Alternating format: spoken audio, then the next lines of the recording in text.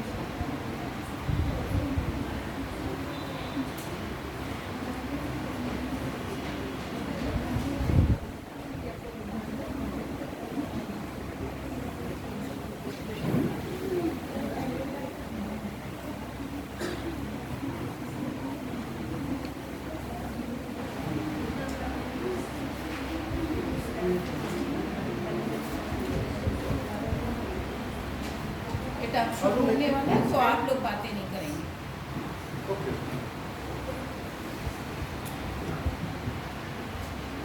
So today we will discuss about carbon sequestration, carbon trading, related environmental ethics, and the role of GIS.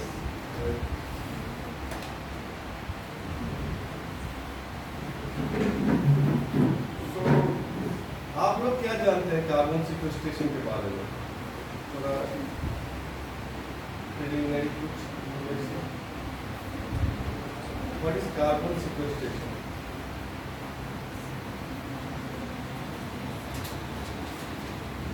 New topic है बच्चों के। अच्छा, actually carbon sequestration एक recent topics है, particularly with anthropogenic activities से जो हम लोग हमारे इन्वायरमेंटल चेंज हुआ उसके बाद कुछ इश्यूज आए, तो हमारे ये जो रिसर्चेबल एरिया है तो वो भी अकॉर्डिंगली कुछ इश्यूज को टारगेट किए हैं कि ये इश्यूज हमें एड्रेस करना है जो मेजर कंसर्न है एक्चुअली इस टाइम पे। तो उसी हिसाब से carbon sequestration, madam how to change slide? उसी पर आप कर दीजिए। अच्छा, हाँ ये जो हम लोग सभी जानते हैं कि हमारे जो एटमॉस्फेरिक जो कार्बन डाइऑक्साइड है, डिफरेंट कॉम्पोजिशन है एटमॉस्फेयर का। क्या क्या कॉम्पोजिशन है? ऑक्सीजन, नाइट्रोजन, ठीक है, कार्बन डाइऑक्साइड है, हाँ। और कोई गैसेस बताइए जो एटमॉस्फेरिक कॉम्पोजिशन है? जैसे नाइट्रोजन हो गया, ऑक्सीजन हो गया, कार्बन डाइऑक्साइड कंसंट्रेशन बहुत कम है, 0.03%।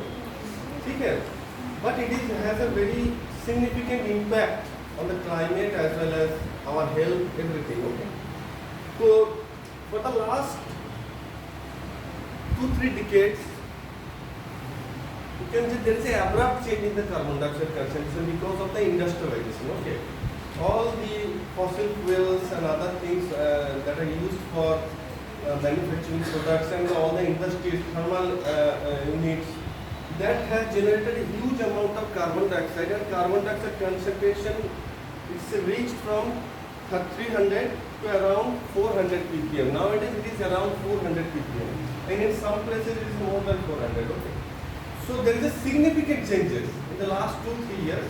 जो है बहुत ज़्यादा चेंजेस हुआ कार्बन डाइऑक्साइड के कॉम्पोजिशन में. कार्बन डाइऑक्साइड ऐसे तो माइल्डली टॉक्सिक है हमारे शरीर के लिए, बहुत ज़्यादा जगह बहुत ज़्यादा कंसंट्रेशन में हो जाएगा तब ये टॉक्सिक में माना जाता है, लेकिन इसका जो एसोसिएटेड इम्पैक्ट्स है वो भी बहुत सिग्निफिकेंट है. जैसे एटमॉस्फेयर में अगर कार्बन डाइऑक्साइड बहुत ज़्यादा हो गया तो क्या इश्यूज हो सकता है. ह्यूमन हेल्थ को तो थोड़ा सा दिक्कत है ही, और क्या इश्यूज हो सकते हैं उसमें. इसको इस गैस को और एक नाम से जाना जाता है, वो है इसको बोलता है कि ये जो गैस है इसको ग्रीन हाउस गैस बोलते हैं. ग्रीन हाउस गैस जानते हैं. ग्रीन हाउस गैसेस में कौन कौन सा गैसेस आता है मोस्टली. एक तो और मीथेन. Yes exactly. और तो ये गैस का एक प्रॉपर्टीज है. ये गैस जो है जो हमारा सनलाइट है या जो हीट्स फ्रॉम द सन जो वो है उसको ट्रैप कर लेते हैं, और ट्रैप करने के कारण इसका जो है एटमॉस्फेरिक टेम्परेचर इंक्रीज हो जाता है.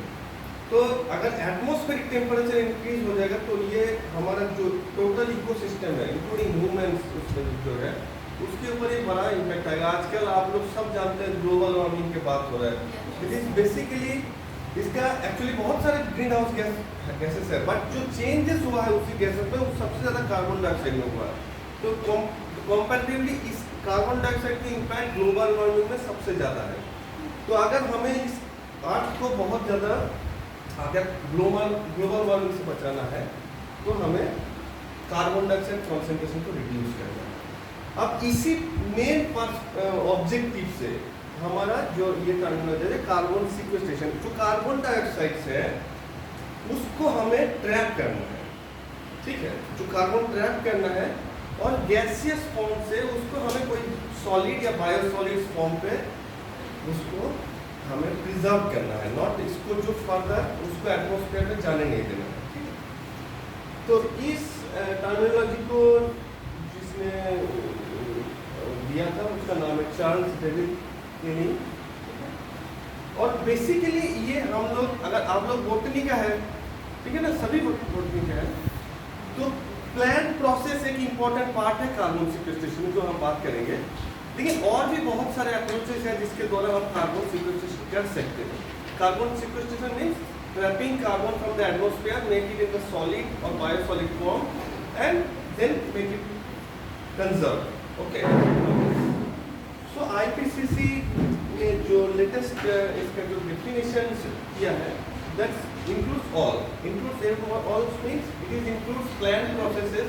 प्लांट कैसे कार्बन डाइऑक्साइड को ट्रैप कर सकते हैं, थोड़ा ब्रीफ बोल सकते हैं आप लोग. ये तो जानते हो, इसमें बेसिक पार्ट है हाउ प्लांट जो है कार्बन डाइऑक्साइड की यूज करते हैं. Yes, that is the most important process. Okay, photosynthesis में हमारा कार्बन डाइऑक्साइड की जरूरत है और वो कार्बन डाइऑक्साइड एसिमिलेट होके हमारा जो है ऑर्गेनिक जो मटेरियल्स है प्रोड्यूस होता है. तो व्हाटएवर हम लोग जो बायोमास प्लांट्स का होता है it is all about carbon. वो कार्बन कहाँ से है, कार्बन डाइऑक्साइड से. ठीक है, तो हम सबसे इजीएस्ट प्रोसेस है कार्बन सिक्वेस्ट्रेशन का, वो है थ्रू फोटोसिंथेसिस को एनहेंस करना है और ज़्यादा प्लांट्स ग्रो करना है कि हम कार्बन को ट्रैप कर सकें. तो it is the basic process जो कार्बन साइकिल्स का है, जिसमें प्लांट्स भी एक मेजर पार्ट है. ठीक है, बाकी और भी सारे प्रोसेस हैं, हम बाद में डिस्कस करेंगे, बट मेजर मोस्टली प्लांट्स जो कार्बन डाइऑक्साइड को एसिमिलेट करते हैं और उसको फिर सॉलिड फॉर्म पे रखते हैं प्लांट अपने इसमें, तो उसी को हम कार्बन सिक्वेस्ट्रेशन कहते हैं।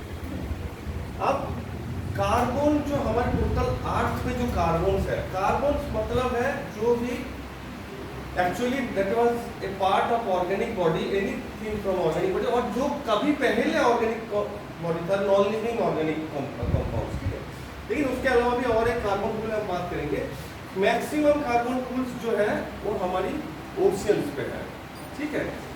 इसको ओशियंस के अंदर जितना लिविंग बॉडीज है, ठीक है, उसके साथ साथ जो भी और भी जैसे कार्बन का जो फ्यूल्स वगैरह है वो भी एक इसके पार्ट्स है।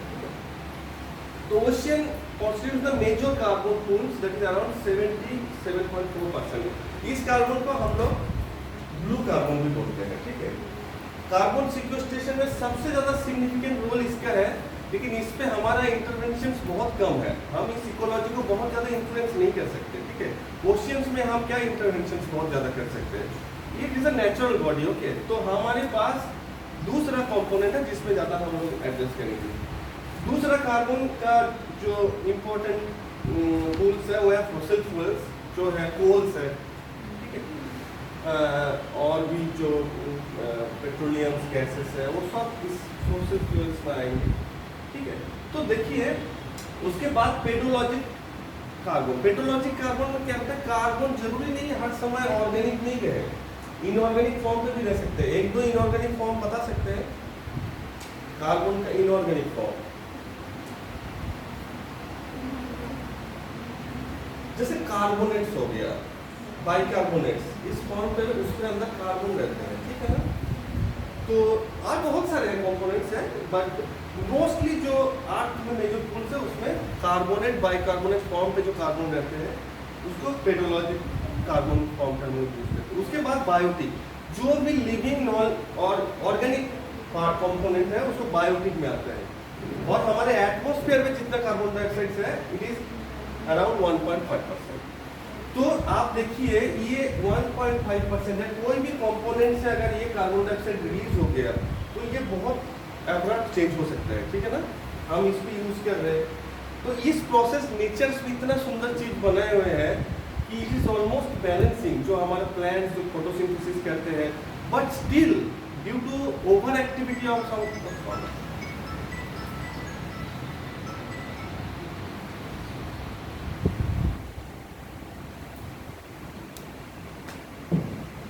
तो उसके कारण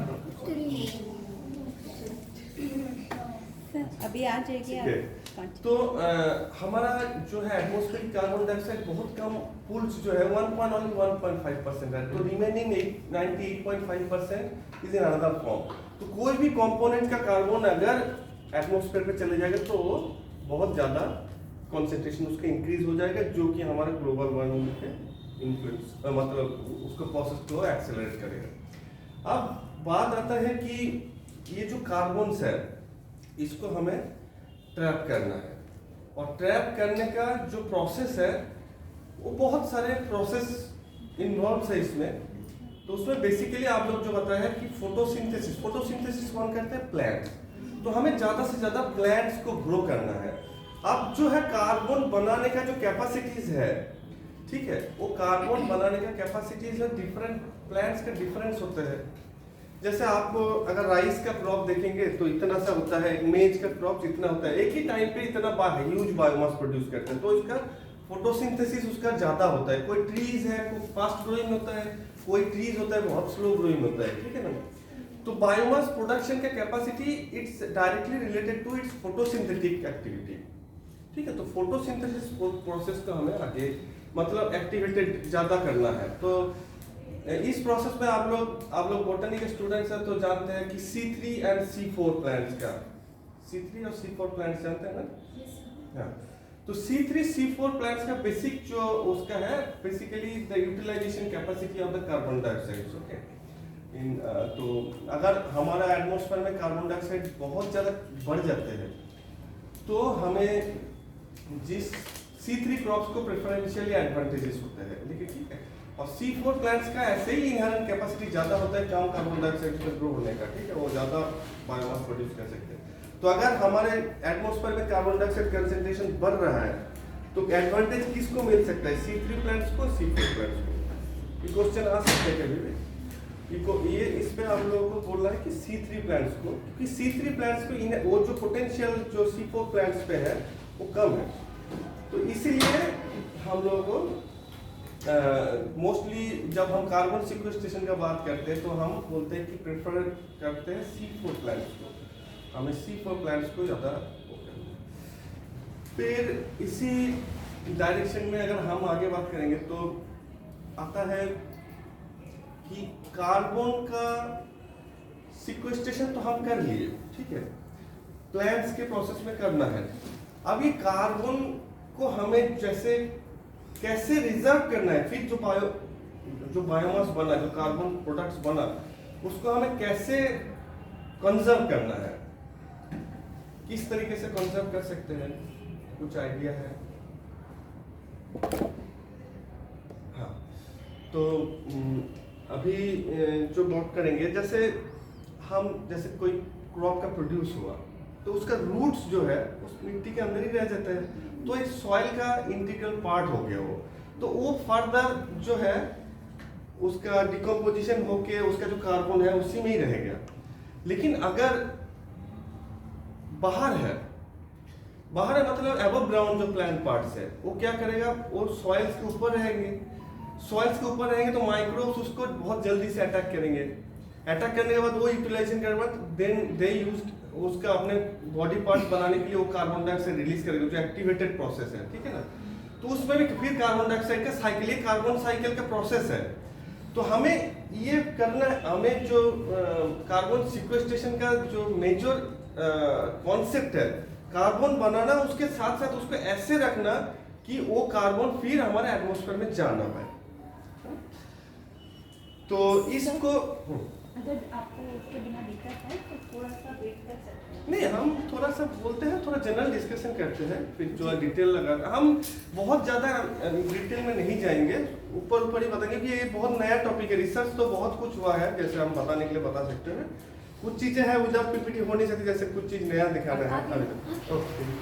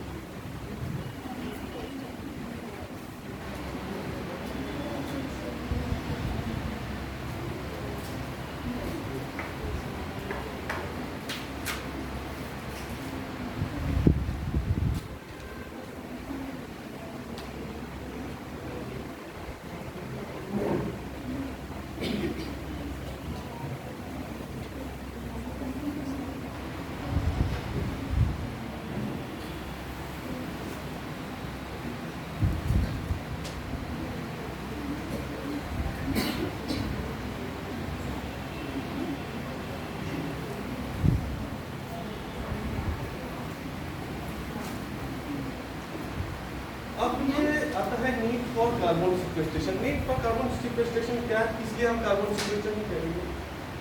बेसिकली जो डिस्कस किया कि एटमॉस्फेरिक कार्बन डाइऑक्साइड रिड्यूस करना है, ऑफसेटिंग एमिशंस जो है कार्बन डाइऑक्साइड जो एमिट हो रहा है उसको जो हमें रेगुलेट करने के लिए हम करेंगे। प्रिजर्विंग बायोडाइवर्सिटी, एक्चुअली जो कार्बन है उसका बहुत सिग्निफिकेंट रोल है इकोसिस्टम सर्विसेज में। कार्बन जैसे ही हमारा सॉइल में इम्प्रूव होता है तो वो बहुत सारी चीज़ों को मतलब नेचुरल प्रोसेस को एक्टिवेट कर सकते हैं, जैसे माइक्रोबियल ग्रोथ इसमें इम्प्रूव होता है, पॉल्यूशन को रिड्यूस कर सकते हैं, plant growth and figure increase होता है। Nutrient cycling, maintenance ecosystem services जैसे सॉइल वाटर फर्टिलिटी को इम्प्रूव कर सकते हैं, and finally most important that is adapting to climate change. बहुत ऐसे क्लाइमेट चेंज, एक तो कार्बन सिक्वेस्ट्रेशन से हम कार्बन डाइऑक्साइड रिड्यूस कर रहे हैं, और जैसे सॉइल सिस्टम इम्प्रूव होगा तो प्लांट का जो उसमें जो प्लांट ग्रो होता है वो क्लाइमेट को ज़्यादा बढ़िया ढंग से और जो है उसको क्या उसको उसके उस कंडीशन को अडॉप्ट कर सकते हैं। तो इसी बेसिकली इसी का है। अब हमारा जो कंट्री में इस समय जो अभी है कि हम लोग अभी 21st सेंचुरी में जो मेजर चैलेंजेस है, हम यहाँ पर बात करेंगे मोस्टली एग्रीकल्चर एंड बोटनी जो एसोसिएटेड एरिया है उसमें ही बात करेंगे। बहुत सारे अदर्स एरिया भी है, बट जहाँ फूड का इश्यूज होता है, जहाँ प्लांट ग्रोथ नेचर का इश्यूज होता है, वो ज़्यादा इंपॉर्टेंट हो जाता है क्योंकि ये हमारा सर्वाइवल का इश्यूज है। ठीक है, तो हमारा जो मेजर कंसर्न है ना अभी आजकल जो पर्टिकुलरली इंडियन एग्रीकल्चर में अगर बात करेंगे तो सॉइल डिग्रेडेशन, सॉइल का क्वालिटी बहुत डिग्रेड कर रहे हैं। सॉइल का कार्बन रिड्यूस हो रहा है क्योंकि सॉइल का कार्बन एमिट होकर वो फाइनली गोइंग टू एटमॉस्फेयर, तो एटमॉस्फेयर में जाके ग्लोबल वार्मिंग इशू पर इंटेंसिव टिलर, हमें ज़्यादा फूड प्रोड्यूस करना है तो हमें ज़्यादा एग्रीकल्चर की इंटेंसिव बनाना पड़ रहा है, और उससे क्या हो रहा है हमें ज़्यादा एनर्जी की जरूरी पड़ेगा, ज़्यादा ट्रैक्टर मशीनरीज की यूटिलाइजेशन होगा, वो भी फॉसिल फ्यूल की यूज़ करेंगे, कंबशन होगा, फिर कार्बन डाइऑक्साइड बढ़ेगा, तो ये होगा detrimental impact of continuous monocropping. Monocropping मतलब क्या है, पहले जैसे हम लोग एग्रीकल्चर होता था या सिस्टम आप देखेंगे तो उसमें फॉरेस्ट भी था, उसमें एग्रीकल्चर भी था, और एग्रीकल्चर में काफ़ी सारे क्रॉप का डाइवर्सिटी भी था। लेकिन आजकल क्या है, राइस आप जैसे चावल और गेहूँ इसका डिमांड ज़्यादा हो गया है, तो ज़्यादा इस तरह क्रॉप ग्रो होना है, और जब जैसे ही इस तरह का क्रॉप ग्रो हो रहा है तो वो मिट्टी के ऊपर बहुत ज़्यादा असर डालते हैं, ठीक है ना, मिट्टी खराब हो जाता है, कॉन्टिन्यूअस ग्रो होता है, तो उसको मोनोक्रॉपिंग इफेक्ट बोलते हैं। अगर आप ग्राउंड वाटर ज़्यादा से ज़्यादा, राइस ग्रो करने के लिए बहुत पानी की ज़रूरत होता है, हम ज़्यादा पानी यूज़ करें तो हमारा जो वाटर टेबल है, ग्राउंड वाटर टेबल, उसको हम ज़्यादा यूटिलाइज कर रहे हैं, तो वाटर इशूज मेजर से।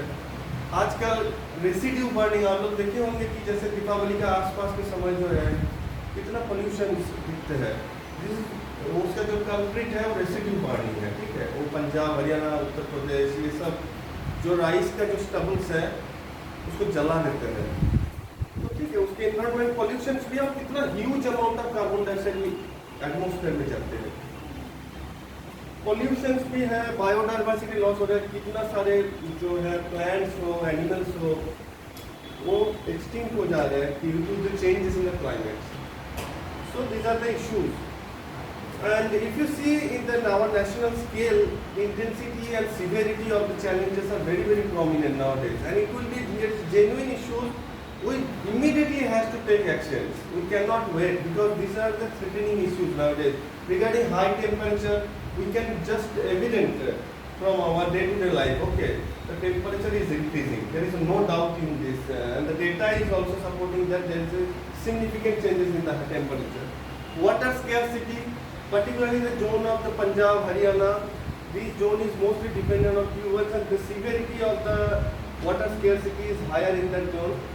In the lower Gangetic plain, there is a better position, but still climate change, climate issues, soil quality is degrading. All the natural resources are not utilized very properly.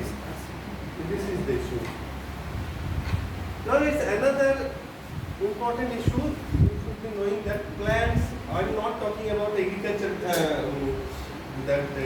forest system. Forest is a very stable ecosystem, okay, where mostly we don't have any kind of interventions. It's a natural growth is there. So whatever plants can absorb, जो भी plants अपने उसको absorb करते हैं carbon dioxide, वो ज़्यादा से ज़्यादा स्टेबिलाइज हो जाता है सॉइल सिस्टम, क्योंकि इसका रूट्स के द्वारा फाइनली एसिडलेस जो है उसमें जाते हैं, लीफ फॉल होता है तो नेचुरली उसके सिस्टम में स्टेबिलाइज हो जाते हैं। बट एग्रीकल्चर एक ऐसा फील्ड है जो हम प्लांट्स लगाते हैं, फिर भी उसमें प्लांट्स कार्बन डाइऑक्साइड कैप्चर तो करते हैं, बट स्टिल जो ऑपरेशन हम करते हैं उसके कारण बहुत सारे एमिशन होता है। एमिशन मतलब कार्बन डाइऑक्साइड। तो हम एग्रीकल्चर प्रोसेस को अगर देखेंगे, हमें प्लांट्स होने से बेनिफिट मिल रहा है कि वो फोटोसिंथेसिस हो रहा है, कार्बन को कैप्चर कर रहे हैं। But on the other hand उसके जो क्रॉप उगाने के लिए जो जो प्रोसेस चाहिए, जैसे फर्टिलाइजर हो गया है, ठीक है, बायोमास बर्निंग हो गया है, फर्टिलाइजर हो गया, मैन्योर, अदर प्रोडक्शन, इसके कारण भी काफ़ी सारे कार्बन डाइऑक्साइड्स और अदर गैसेस रिलीज होता है जो कि एटमॉस्फेयर को जो ग्रीन हाउस गैस के तरह एक्टिविटी करते हैं। तो हमारा जो रिसेंट गोल है वो है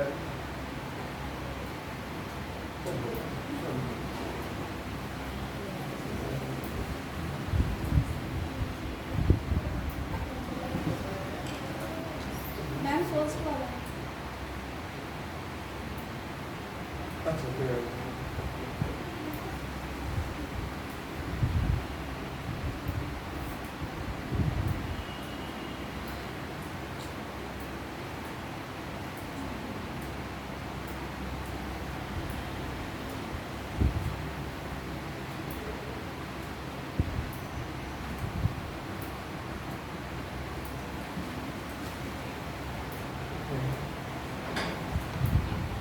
तो अगर हम लास्ट 100 ईयर्स अराउंड के आसपास बात करेंगे तो जस्ट 92 टू 2022 मतलब लास्ट 3 डिकेड्स का बात करें तो सबसे ज़्यादा जो इम्पोर्टेंट रिसर्चेबल एरिया है, this is the world cloud. We can say world cloud बताता है कि climate change and sequestration, these two are the most hot topics in the research.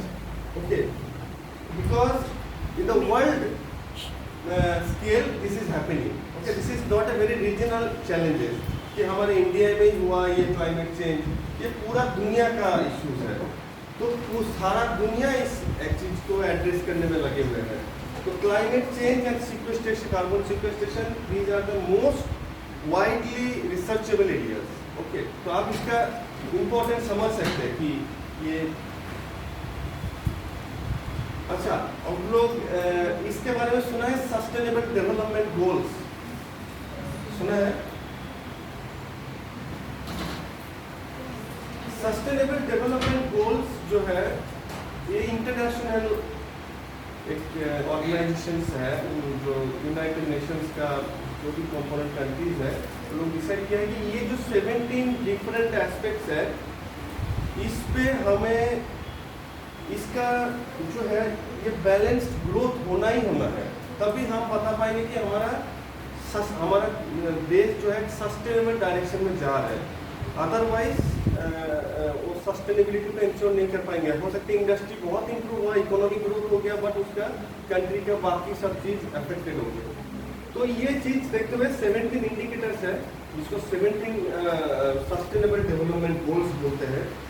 और ये जो हमारा carbon sequestration and climate change issues है, ये around 7 out of 17 major components को एड्रेस करते हैं। तो आप इसका सिग्निफिकेंट समझ रहे हैं कि ये जो है कितना इम्पोर्टेंट है हमारा सर्वाइवल, हमारी जो आज का सस्टेनेबिलिटी को लेकर। सभी कंट्री ने, डेवलप कंट्री जो है उन्होंने कमिट कर दिया है कि हम 2050 तक हमारा एमिशंस को नेट जीरो एमिशंस उस पर एग्रीमेंट किया है। बट हमारा कंट्री में इश्यूज बहुत है, पॉपुलेशन बहुत हाई है और इतना जेन्युइन इश्यूज है कि उसको बहुत इमीडिएट एड्रेस करना बहुत मुश्किल है। तो एमिशन को हमारा कम करने के लिए हम गवर्नमेंट थोड़ा एडिशनल टाइम मांगे हैं, ठीक है। तो बोला है कि जो हम जो ये थर्मल प्रोसेस है इसका ऑल्टरनेटिव ढूंढेंगे, हम एमिशंस को रिड्यूस करेंगे, कार्बन डाइऑक्साइड के एमिशंस को रिड्यूस करेंगे, but we will take up to 2070 तक whatever we will emit, we will capture through our carbon sequestration process. So this is the timeline for this net zero emissions goal by our country, our government. Okay?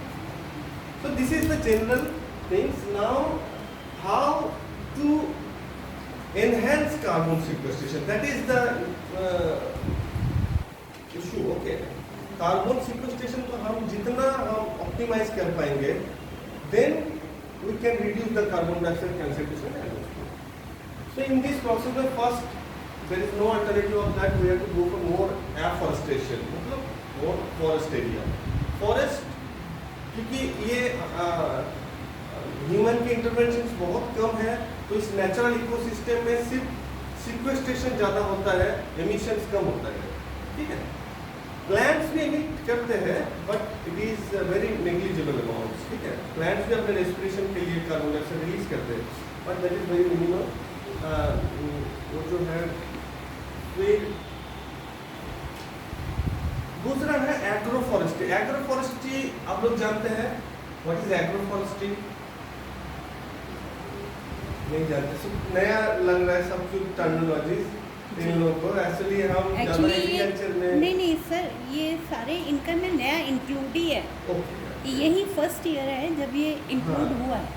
Okay, ठीक, हम उसी बहुत ज़्यादा detail में नहीं जाएंगे, but आप लोगों को टर्मिनोलॉजी के बारे में थोड़ा पता देंगे तो एग्रोफॉरेस्ट्री। फॉरेस्ट्री मतलब कि फॉरेस्ट मतलब ट्रीज, और एग्रो मीन्स कि जो क्रॉप रिलेटेड होता है, एग्रोनॉमी जैसे हो गया ना, क्रॉप ग्रोथ, तो हम ट्री और क्रॉप को दोनों एक साथ ग्रो कर सकते हैं। बहुत सारे ऐसे एग्जांपल्स हैं, आप लोग जैसे थोड़ा सा तराई बेल्ट के पहले जैसे उत्तराखंड में जाएंगे ना, वहाँ पॉपुलर के साथ व्हीट ग्रो होता है, ठीक है। बहुत सारे ऐसे हैं कि आपने ट्री लगाया, उसके बीच में कुछ और क्रॉप लगा दिए, तो ट्री नेचुरल सिस्टम को स्टेबिलाईज करेगा, और क्रॉप, तो इसमें जो है कार्बन सिक्वेस्ट्रेशन का जो क्वांटिटी है, जो अमाउंट है, और स्टेबिलाईजेशन में थोड़ा ज़्यादा होगा।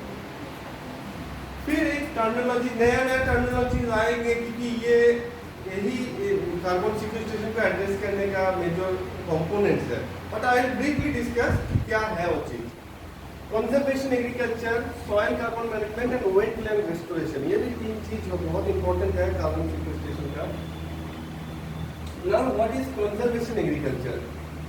कंजर्वेशन एग्रीकल्चर एक चीज जान लीजिए कि हमें सॉइल जो सिस्टम है ना, कल्टीवेशन तो हम करते हैं क्रॉप प्रोड्यूस करने के लिए, सिस्टम को ज़्यादा डिस्टर्ब नहीं करना है। फर्स्ट हमें जुताई को अवॉइड करना है, टिलेज नहीं करना है, ठीक है। हम लोग मोस्टली ट्रैक्टर से टिलेज करते हैं, फिर क्रॉप उगाते हैं, उस प्रोसेस को अवॉइड करना है। दूसरा है हमें हर समय परमानेंट ऑर्गेनिक क्रॉपर देना है। हम लोग क्या करते हैं, टिलेज किया उसके बाद हम बीज बो देते हैं, बस और कुछ करते नहीं। लेकिन यहाँ पर बोला कि हमें उसके ऊपर एक मल्चिंग टाइप देना है। मल्चिंग मतलब उसके ऊपर कवर, जैसे फॉरेस्ट में होता है, उसके नेचुरल लीफ जो है फॉल करते हैं, उसके ऊपर एक कवर की कैसा बन जाता है। तो उसी इकोलॉजी को हम हमने एग्रीकल्चर में आने थे। और तीसरी चीज क्या है कि हम एक ही जैसा क्रॉप नहीं उगाए, अलग अलग क्रॉप उगाए, डाइवर्सिफाइड। इस तीनों को मिला के कंजर्वेशन एग्रीकल्चर, ये एक बहुत न्यू टॉपिक है। जीरो टिलेज क्यों बोलते हैं कि हमें टिलेज नहीं करना? टिलेज जैसे किया, उसमें क्या होता है, कार्बन उसमें अंदर है, carbon in the form of organic matter, carbon in the form of micro organisms and other different pools, okay, soluble carbon भी होते हैं, वो तुरंत ऑक्सीडाइज हो जाते हैं, क्योंकि ऑक्सीजन के कारण एक्सपोजर में आ जाते हैं। टिलेज किया मतलब क्या है, तो उसको ओपन कर दिया नेचुरल एटमोस्फेयर में, तो ज़्यादा कार्बन डाइऑक्साइड एमिट हो जाएगा उसको, तो उसको नहीं करना है। सॉइल कवर रखना है, सॉइल कवर जैसे रखेंगे ऑक्सीजन से कम उसका पेनिट्रेबिलिटी होगा, फिर उससे ऑक्सीडेशन कम होगा। फिर ये जो कार्बन हम ये जो रेसिड्यू हम रखे हैं, इसको ये भी धीरे धीरे स्टेबिलाइज हो जाएगा, ठीक है। उसमें माइक्रो ऑर्गेनिज्म से ग्रोथ होगा, वो भी कार्बन का पार्ट है।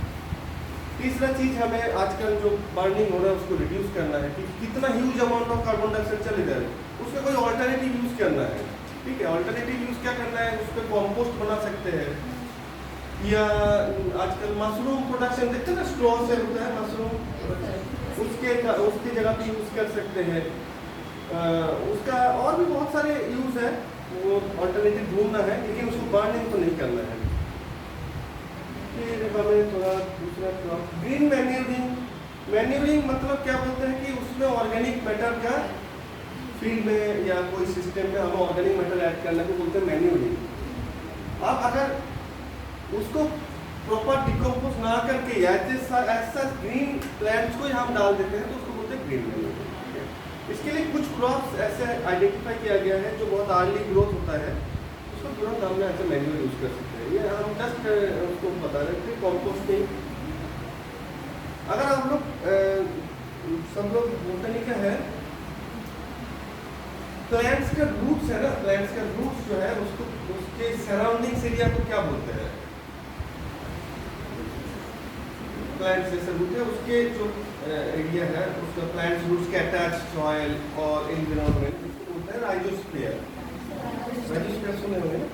तो राइजोस्फीयर में कुछ ऐसे माइक्रोब्स रहते हैं और कुछ प्लांट्स ऐसे माइक्रोब्स को फैसिलिटेट भी करते हैं जो सॉइल को ना एक एग्रीगेट जैसे बोलते हैं, मतलब एक प्लॉट होता है ना सॉइल्स में, कोई मिट्टी एकदम सैंडी टाइप एकदम ऐसे उठा लिया ऐसे फेंक देंगे तो अलग अलग हो गया सर, और एक मिट्टी ऐसे होता है पूरा बल्क उठाना पड़ेगा क्योंकि तो मिट्टी में पकड़ बहुत ज़्यादा है, तो उसको बोलते हैं एग्रीगेशन। एग्रीगेशन एक बहुत ही फैसिनेटिंग प्रोसेस से होता है, उसमें एक माइक्रोब्स का माइसेलियम फंगस का इन्वॉल्वमेंट होता है, ठीक है। उस ऑर्गेनिज्म जो पॉलीसेकेराइड जो डेवलप करते हैं एग्रीगेशन को हेल्प करते हैं। अब उस माइक्रोब्स का ग्रोथ जैसे प्रमोट हो कि हमारे एग्रीगेशन जितना ज़्यादा होगा उतना कार्बन रिटेन रहेंगे। सैंडी सॉइल में कार्बन नहीं रहते है ना, ज़्यादा जिसमें क्लोरी टाइप के होता है उसमें ज़्यादा कार्बन रहते हैं। थोड़ा बहुत कॉम्प्लेक्स लगेगा क्योंकि ये बहुत नया चीज़ इंट्रोड्यूस हो रहा है, बट स्टिल आप लोग बाद में कोरिलेट कर सकते हैं जब आप अपने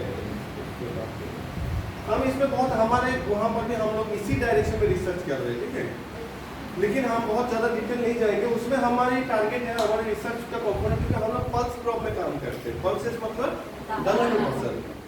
दलहनी फसल कैसे सॉइल को इम्प्रूव कर सकते हैं, तो हम लोग सब जानते हैं दलहनी फसल का कुछ एडवांटेज है, बायोलॉजिकल नाइट्रोजन फिक्सेशन कर सकते हैं, रूट सिस्टम इसका अलग है, इसका लीफ फॉल भी होता है जो नेचुरल फॉरेस्ट में होता है, तो ऑल कुछ फेवरेबल ट्रेड्स है जो कार्बन सिक्वेस्ट्रेशन को फेवर करते हैं।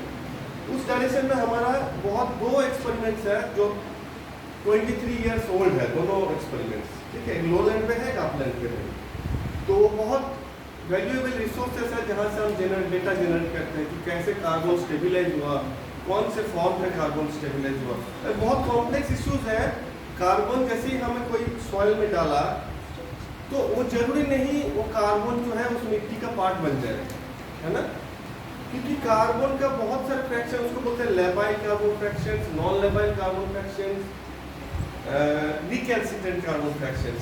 हम लोग जो सबसे स्टेबल कार्बन होता है उसको बोलते हैं ह्यूमस, आप लोग नाम सुने होंगे, जो पीट सॉइल, ह्यूमस सॉइल, ये सब नाम सुनते हैं। इसमें कार्बन जो है ऐसे फॉर्म पे चले आते हैं कि वो तुरंत ऑक्सीडेशन नहीं हो सकता, कोई माइक्रोब्स उसको अटैक नहीं कर सकते उस एज ए फूड मटेरियल, तो वो एनवायरनमेंट पे रिलीज होने का चांसेस कम हो जाते हैं। इस तरह हमारे कंट्री में बहुत सारे आईसीआर के अंडर में बहुत सारे लॉन्ग टर्म एक्सपेरिमेंट यूज किया जाता है, मतलब for research purpose, basic to generate basic information, जो 30 साल 50 साल 60 साल का एक्सपेरिमेंट्स है। कैसे हम ऑर्गेनिक मैटर जो डाल रहे हैं वो कैसे कितना अमाउंट स्टेबिलाईज होते हैं, तो ये पाया गया है। दो चीज हम इसमें बता रहे हैं। एक, अगर ऑलरेडी मिट्टी हमारा अच्छे है, क्ले है, तो ज्यादा कार्बन हम उसमें मेंटेन कर सकते हैं। दूसरी चीज है, अगर हमारा टेम्परेचर कम है उस जोन का तो हम ज्यादा कार्बन मेंटेन कर सकते हैं। तो इसका मतलब इसीलिए देखते हैं ना हम लोग जो पहाड़ी इलाका होता है, ठंडा एरिया होता है, वहाँ पर हम ज्यादा सॉइल में ज्यादा मिट्टी ज्यादा बढ़िया होता है rather than जहाँ कम ज़्यादा हाई टेम्परेचर है। हम अब बहुत डिटेल में नहीं जाएंगे। फिर और कुछ ऑप्शन है जैसे ग्रास एक नेचुरल सिस्टम है लाइक फॉरेस्ट, वो भी उसका रूट सिस्टम इतना होता है कि वो भी कार्बन सिक्वेस्ट्रेशन में हेल्प करते हैं। फिर और एक ऑल्टरनेटिव है, फॉरेस्ट एरिया हमारा तो लिमिटेड हो गया, now we have to think for alternative, तो हम जो हमारा अर्बन एरिया है उसमें भी ट्री प्लांटेशन करना है ना।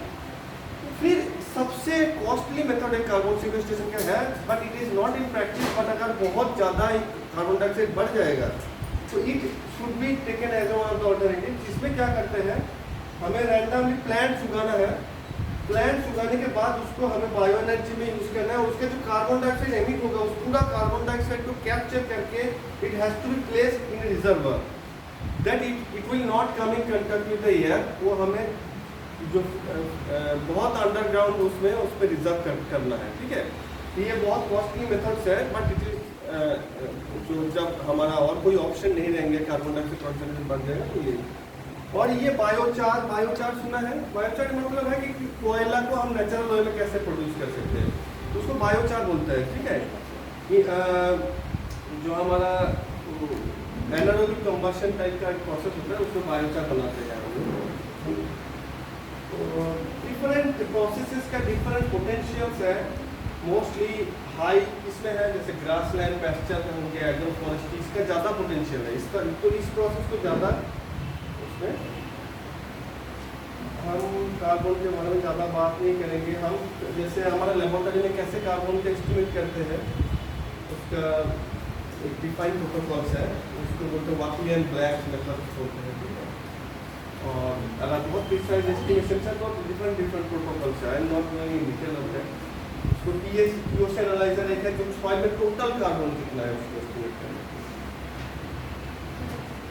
फिर कार्बन सिक्वेस्ट्रेशन का कैलकुलेशन प्रोसेस जो है, कितना कार्बन सिक्वेस्ट्रेशन हुआ उसको कैलकुलेट करने के लिए हम लोग डिफरेंट मेथड्स यूज करते हैं। ना हम लोग सुने होंगे कि कार्बन फुटप्रिंट का एक बहुत इश्यू है। मतलब सपोज हमें कोई भी चीज़, अब कोई भी चीज़ सपोज आपका जो नोटबुक है उसको प्रोड्यूस करने में कितना कार्बन का एमिशन हुआ और उसमें कितना कार्बन स्टोर्ड है, इसका जो बैलेंस शीट है, ठीक है ना, उसको जब उसको बैलेंस बनाते हैं तो उसको एक फुटप्रिंट बोलते हैं। मतलब ये प्रोडक्ट बनाने में इतना कार्बन का इम्पैक्ट हम इन्वायरमेंट में छोड़ के गया।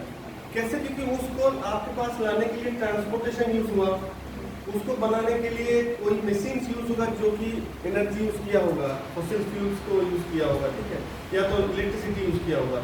तो सभी चीज़ों में कार्बन का यूज होता है ना, कार्बन एमिट हो रहा है, तो टोटल चीज को कैलकुलेट करने को बोलते हैं कार्बन फुटप्रिंट एनालिसिस।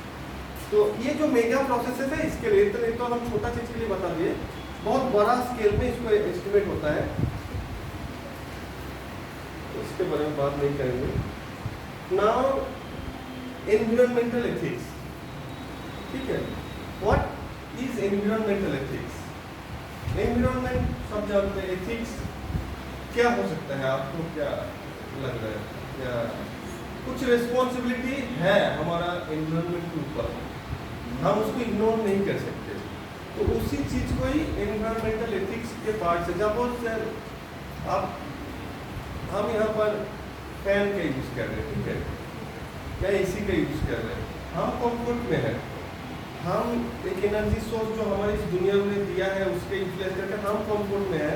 लेकिन जो सपोज एक फैन अफोर्ड नहीं कर सकते, एसी अफोर्ड नहीं कर सकता, वो हम बाहर का क्लाइमेट को उसके कारण उसको बढ़ा दे रहे हैं, तो उनका नेचुरल हैबिटेट जो है उसको हम डिस्टर्ब कर दे रहे हैं, क्योंकि वो ऑलरेडी डिप्राइव्ड है, तो वो कुछ अफोर्ड नहीं कर सकते। लेकिन हमारे राइट्स नहीं है वो चीज़, हम अपने कंफर्ट के लिए दूसरे का लाइफ को डेंजर में नहीं डाल सकते। तो ये हमारे एथिकल रिस्पॉन्सिबिलिटी है। कोई भी चीज़ हम आप कोई मतलब एक सपोज उस रजिस्टर को बनाने में पौधे का यूज हुआ, अब हमारे पास पैसा बहुत है, हम एक के जगह 5 रजिस्टर खरीद लिए, लेकिन हम यूज किया एक ही को, लेकिन हम नेचुरल इकोसिस्टम को खराब किए, है ना, क्योंकि पौधा उसको कर, हमारा राइट्स नहीं है, पैसा हमारा हो सकता है, क्योंकि हमारा राइट्स नहीं है कि हम मतलब जो हमारे बेसिक रिसोर्सेस है उसको बहुत रैंडम यूज करने का। तो इसको ही बोलते हैं एनवायरमेंटल एथिक्स। इसमें 4th लेवल पे काम होता है, ठीक है। फर्स्ट हम सिर्फ हमारे स्पीसीज के बारे में सोचेंगे, मतलब हम पहले सोचेंगे हम है और हमारा दूसरा ह्यूमन बींग्स है, इसके बारे में हम और किसी के बारे में हम नहीं सोचेंगे कि और दूसरे एनिमल्स कैसे है, क्या कर सकते हैं, बच्चे मरे ऐसे, हमें नहीं सोचेंगे, हम सिर्फ सोचेंगे हम अच्छा रहे और हमारा जो और हमारे ह्यूमन बींग्स है वो अच्छे से रहे इस दुनिया में। तो उसको बोलते हैं एंथ्रोपोजेनिक। इसका 4th कंपोनेंट पे है इसका। सेकेंड लेवल पे आता है, जैसे हम इसको इंश्योर कर लेते हैं, तो सेकेंड लेवल आता है हम भी जिए और हमारे साथ जो बड़े एनिमल्स हैं वो भी जिए। थर्ड लेवल पे आता है हम भी जिए बढ़िया से और उसके साथ साथ सभी लिविंग बींग्स जिए बढ़िया से। और फोर्थ जो कि सबसे इम्पोर्टेंट और आजकल सभी इसी के बारे में बात होता है, जो इकोसेंट्रिज्म, कि तभी जी पाएंगे सब लोग बढ़िया जबकि एनवायरनमेंट बढ़िया होगा, ठीक है ना। तो सभी जिए, साथ साथ एनवायरनमेंट को भी मेंटेन करके रखिए, मतलब इसके इकोलॉजिकल सर्किल। इस 4th लेवल पे काम होता है। तो हम लोग तो सोच में हम लोग बताते हैं, हम लोग सोच इस लेवल पे रिस्ट्रिक्टेड है, हमें नेचुरल सोच देखेंगे ना, ठीक है, और उतना भी नहीं है सब। कभी कभी तो हम लोग सिर्फ अपने ही बारे में सोचते रहते हैं ना। तो ये है कि हमें सोच को उस लेवल पे ले जाना है जब हम मतलब सब जिए हम लोग ऐसे बढ़िया से। तो उसी के लिए अभी पहले बहुत सारे कॉन्सेप्ट आया। आजकल एक बहुत हॉट टॉपिक है, उसको बोलते हैं वन हेल्थ कॉन्सेप्ट, ठीक है। ये 2016 में इसको कॉन्सेप्टलाइज किया गया है। इसका 3 कंपोनेंट है, environment, animal health, human health. इस तीनों कंपोनेंट का बैलेंस्ड हेल्थ मेंटेन हमें करना है।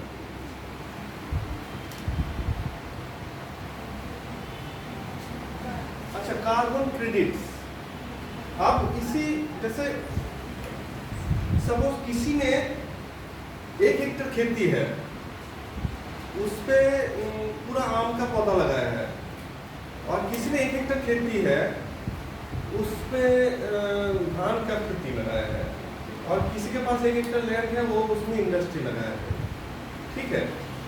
अब इस पॉइंट ऑफ व्यू में सोचेंगे तो कौन सिस्टम को इम्प्रूव कर रहे हैं? जो आम का पेड़ लगाया है ना। फिर इंटरमीडिएट कौन है? जो धान का, क्योंकि धान में भी कल्टीवेशन जो क्रॉप का करते हैं उसमें एमिशन भी बड़ी ज़्यादा हो जाता है, और हम कार्बन सिक्वेस्ट्रेशन तो कर ही रहे हैं क्योंकि ऑर्गेनिक मैटर फोटोसिंथेसिस तो, लेकिन वो एक न्यूट्रल जगह में आ जाते हैं। और जो फैक्ट्री लगाया है वो एमिशन कर रहे हैं। तो अब क्या इश्यूज है कि जो एमिट कर रहा है वो पे ऑफ करेंगे जो सिक्वेस्टर कर रहा है। इस कॉन्सेप्ट में चलेगा तो बहुत सारा कंट्री ज़्यादा एमिट करते हैं। ये नेशनल स्केल पे होता है मोस्टली, इंटरनेशनल स्केल पे सॉरी ऐसा। लेकिन हम अगर बोलेंगे कि हम 50 हेक्टर एरिया में हम जंगल लगाएंगे तो आपको प्रोविजन है कि आपको फंड मिले, आपको उसके लिए इंसेंटिव मिलेगा, उसको बोलते हैं कार्बन क्रेडिट। आप बताएंगे कि हमारा इतना हेक्टर एरिया है, हम इतना कार्बन सिक्वेस्टर करेंगे, तो हमें इतना अमाउंट हमें मिलना चाहिए। तो इस पॉइंट ऑफ डायरेक्शन में जाना है, तभी हम इनकरेज होंगे ना कि हमें कार्बन सिक्वेस्ट्रेशन करना है, कौन कौन सा प्रोसेस से करना है। तो अब इसी टॉपिक के साथ ये भी था कि बड़े जियोग्राफिकल इंफॉर्मेशन सिस्टम GIS। अब जानते हैं आप लोग तो आजकल सब एडवांस हो गया, मैप का यूज करते हैं ना, Google maps. It is also a kind of geographical information systems जो कि एक जियो रेफरेंसिंग बेसिस पे चलते हैं, ठीक है। जियो रेफरेंसिंग क्या होता है? Latitude, longitude, altitude. आपका डेफिनेट पॉइंट से अगर आपको जियोलॉजिकली उस पोजीशन को आइडेंटिफाई कर दें, मतलब कर सकते हैं, तो उसको तो इसका बहुत वास्ट एप्लीकेशन है। ये तो एक लेक्चर इसमें क्या है, इसमें 50 लेक्चर हो सकते हैं, इसके इतना एप्लीकेशन है, इतना हॉट एरिया है इसे इसका। लेकिन हम अपने डे टू डे लाइफ पे यूज तो कर ही रहे हैं, but for the other intervention, agriculture, botany, कैसे आपको फॉरेस्ट कवर जानना है और कितना फॉरेस्ट का श्रेडिंग हुआ है वो पता करना है, तुरंत आपको मास के पता कर सकते हैं GIS से, है ना। उसके इमेज जो सैटेलाइट बेस्ड ले लेते हैं, उसी इमेज से आजकल इतना एडवांस इमेज एनालिसिस टेक्निक आया हुआ है, यू कैन ट्रैक, कोई इशू नहीं है। तो हमारा काम जो है बहुत आसान हो गया है। हमें बहुत पहले लोकली सब चीज़ को इन्फॉर्मेशन रखना पड़ता था, आजकल नहीं करना पड़ रहा है। आजकल हमारे पास ये सब एडवांस इंफॉर्मेशन टेक्नोलॉजी आ चुका है। हम एग्रीकल्चर में इसका बहुत यूज़ कर सकते हैं, बहुत अच्छे ढंग से यूज़ कर सकते हैं। क्या क्या डायरेक्शन में यूज़ कर सकते हैं? एक तो है क्रॉप का यील्ड एस्टिमेशन। हम लोग जो प्रोजेक्शन कर सकते हैं ना कि इस बार फसल अच्छा होगा कि नहीं, गवर्नमेंट वो करते हैं, प्रेडिक्ट करते हैं, उसका एस्टिमेट देते हैं, उसको बोलते हैं प्री एस्टिमेट। इस बार फसल अच्छा, कि कैसे बताते हैं वो इमेजिनरी और कुछ सैम्पलिंग लेते हैं रियल टाइम, और मोस्टली सैटेलाइट डेटा से ही जनरेट होता है इस तरह का। वेजिटेशन कवरेज कितना हुआ है, एक पर्टिकुलर क्रॉप का कितना ग्रो किया हुआ है, कितना कैचमेंट एरिया एनालिसिस की, जो आपका रिवर का रूट कैसे चेंज हो रहा है, जो मेजर लैंडमार्क्स है जो आपको इमेज से पता कर सकते हो। Weather monitoring, soil moisture monitoring, crop का डैमेज, फिर नेचुरल डिजास्टर हो गया, फ्लड हो गया, आप उसी को ट्रैक कर सकते हैं, सॉइल डिग्रेडेशन, ये सब चीज़ के लिए ये तो इसका ऑल्टरनेटिव कुछ है नहीं। अब इसी के चीज़ों में हम लोग और फर्दर एक एडवांस जगह पे जा रहे हैं। वो क्या है? वो है कि हम कुछ ऐसे सैटेलाइट इमेजेस क्या कर सकते हैं, जस्ट सिंपल फोटोग्राफ्स देते हैं, सैटेलाइट इमेजेस है, लेकिन हम लोग और डिटेल इंफॉर्मेशन जनरेट कर सकते हैं अगर हम अपने जो सेंसर्स, कैमरा जो है उसको इम्प्रूव कर ले, है ना। हम एक ड्रोन का यूज़ कर सकते हैं और उस ड्रोन से कुछ ऐसे फोटोग्राफ्स ले जो कि यूनिक फोटोग्राफ्स टाइप का हो और उसका एक अलग कैरेक्टरिस्टिक्स हो, तो हम फर्दर और एडवांस इंफॉर्मेशन जनरेट कर सकते हैं। तो हमारे जो नॉर्मल फोटोग्राफ्स होता है ना, वो जनरली ब्लू, ग्रीन और रेड स्किन जो है इसको आरजीबी फॉर्म में बोलते हैं,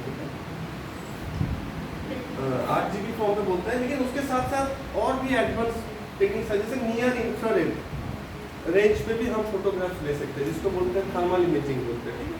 फिर और स्पेक्ट्रल रेंज पे भी हम लेते हैं, उसको हाइपर स्पेक्ट्रल इमेजिंग बोलते हैं। तो उसका द्वारा क्या हो सकता है कि हम क्रॉप का कंडीशन जज कर सकते हैं, इस तरह एडवांस मेथोडोलॉजी का यूज करते हैं। तो it is a kind of image analysis along with the georeferencing data set. Suppose ये फील्ड है, फील्ड के इस पॉइंट पे एक दिस इज जियोरेफरेंसिंग पॉइंट है, इसके पॉइंट, तो फील्ड को हम एक ऐसे डिमार्केट कर देंगे कि कहाँ पर कैसे कंडीशन है क्रॉप का, ये बता सकते हैं। अब सपोज हमारा यहाँ पर एक आम का पौधा है और दूसरे बगल में सपोज ऑरेंज का पौधा है, ठीक है। हम कैसे पता कर सकते हैं कि दोनों अलग अलग है? वो भी आजकल एडवांस मेथोडोलॉजीज आ चुके हैं, डिफरेंट प्लांट्स का डिफरेंट सिग्नेचर इमेज से हम लोग उसको ट्रैक कर सकते हैं। फिर हम I am not going to detail इसका process methodology soil map develop करने के लिए। फिर इसी के साथ अगर हम लोग थोड़ा सा आर्टिफिशियल इंटेलिजेंस को भी ऐड कर देंगे, इट विल मोर प्रिसाइजली जो हमारी इंफॉर्मेशन तो है उसको इंफॉर्मेशन को प्रोसेस कर सकते हैं, ठीक है। तो it will be great achievement in that direction. और हम लोग भी इसमें थोड़ा थोड़ा काम शुरू कर रहे हैं। हाइपर स्पेक्ट्रल इमेजिंग से हम लोग क्या कर सकते हैं कि एकदम डिटेल्ड इंफॉर्मेशन, इवन हम लोग सॉइल के अंदर सॉइल के प्रॉपर्टीज तक जांच कर सकते हैं, ठीक है। तो इस तरह का काम होता है, क्योंकि इसमें जो सेंसर कैमरा होता है उसमें बहुत सारे डिफरेंट बैंड्स में, छोटा छोटा बैंड्स में, उसमें हम लोग उसको सिग्नेचर बैंड्स बोलते हैं, उसमें इमेज को प्रोसेस करते हैं and accordingly we can generate lot of information out of that. So it is all about that. The great MS Swaminathan, the best food prize winner, he says the conservation of nature's resources goes wrong, nothing else will go right. So it is our fundamental rights to have a good environment, to have a quality living platform for everybody. So as a researchers, as if the future researchers, we have some responsibility to make it happen. Although it is a community aspect, everybody should come in and team to generate, to address this issue. But certainly such policies, such interventions has to be made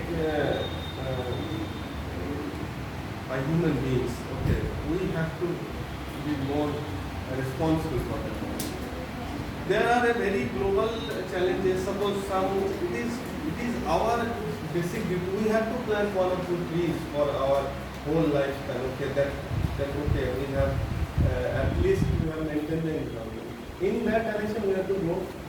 Otherwise, it is not very near that there will be much critical situation will be in the coming years. So now, if you have any specific questions regarding this topic, you can ask me. I can answer